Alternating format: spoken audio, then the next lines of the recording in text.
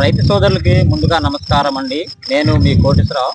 ఈరోజు డేట్ వచ్చేసి 13వ తారీఖు 8వ నెల 2026 అండి. ఈరోజు మనతో పాటు అనుభవజ్ఞమైన రైతు ఉన్నారు.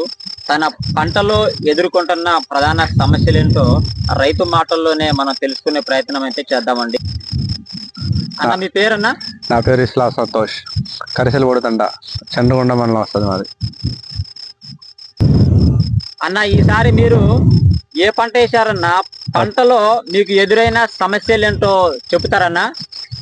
పత్తి వేసామండి ఈ సంవత్సరం మొత్తం.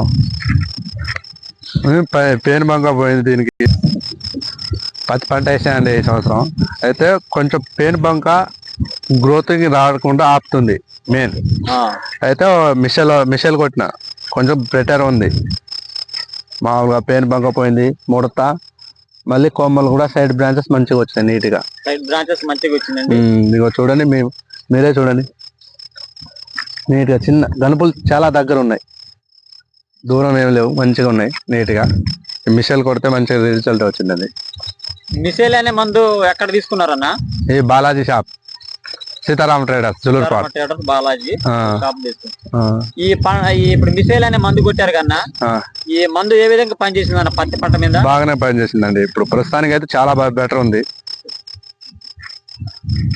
పంట చూసుకుంటే తెలిసిద్ది అందరికి, ఏ రైతు అయినా కొట్టుకోవచ్చు.